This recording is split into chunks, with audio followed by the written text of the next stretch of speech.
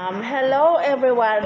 Pakilala ko ang aking pinsan ngayon. Kasi ano siya, dati kaming magka-sama-sama nung maliit pa sa probinsya. Pero ngayon, almost 40 years kaming hindi nagkakita, dahil sa Facebook kami nagkita ulit.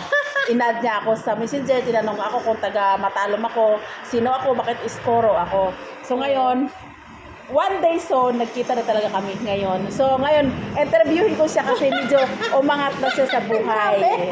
Umangat na siya sa buhay.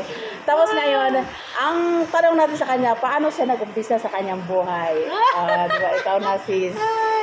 Yan. Ako, experience lang. Wala namang natapos. Tapos, nung nagkasakit ang asawa ko, nagiging panadero na ako lahat all around.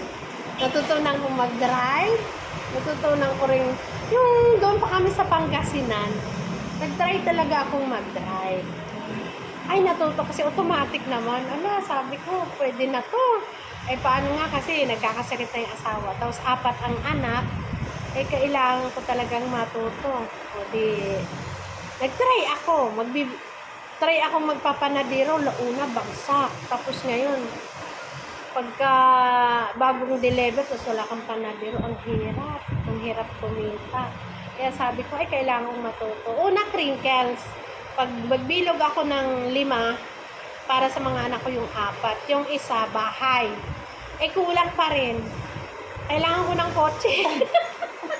Nangarap ka nga ng kotse. Nangarap ako ng kotse. Ginawa ko ng 6, yung isa kotse. Nagkaroon naman kami ng ganyan. Kahit pa paano. Ako ng Diyos talagang mabait si Lord sa akin. alam nyo guys, hindi talaga siya nakatapos sa pag-aaral. Yung pagtatapos ng pag-aaral, hindi yung pag-aasinso ng tao, hindi based sa may pinag-aralan ka. Based sa diskarte at saka experience sa buhay. Katulad, sipag. Tingnan mo, sipag. Sipag at syaga. Nung mga kabataan pa kami, kung na-experience namin paano yung walang ulam, walang bigas, walang pambili ng kahit damit, di ba? Naiingit kami sa hindi man maganda ang pakinggan yung naiingit ka sa kapwa mo na magaganda ang damit, pero yan ang aming nararamdaman. Pero ngayon, higit pa sa kinakailangan ang nabibili kasi sa diskarte, di ba? Yun ang talagang ang edukasyon talaga, maganda yung edukasyon. Pero kung andyan nakatapos ka na, wala kang diskarte, di ba? Wala din. Wala din. Kaya sabi ko nga, mga anak ko, hindi makapaniwala. Kasi noon, paano pagka wala ng pero gamit na gamit yung natutunan ko nung pandemic. Di ba? Siya talagang utak sa lahat ng kanilang yaman. Yung kanyang may bakery siya nandun sa baba. Maliit na bakery. Sila? May bahay sa Batangas.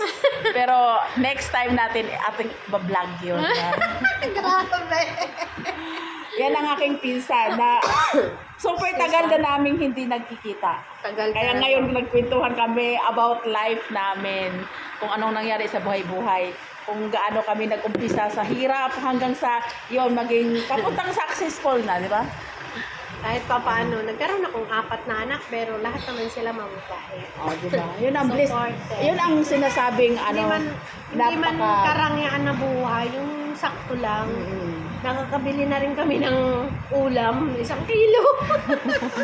Di ba? Oo. Ay, sabi ko, basta wala nang sakit. Tama din talaga yun. Yung mga, kasi natin, yung faith kay God, talagang nasa gitna talaga.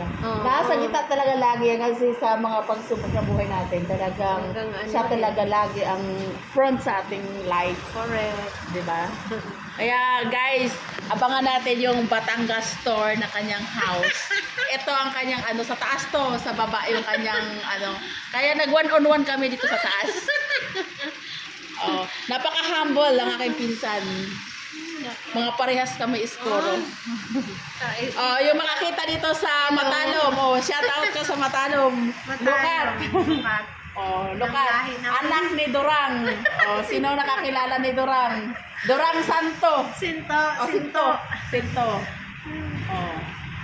Kaya guys, abangan natin ang Batangas store next time.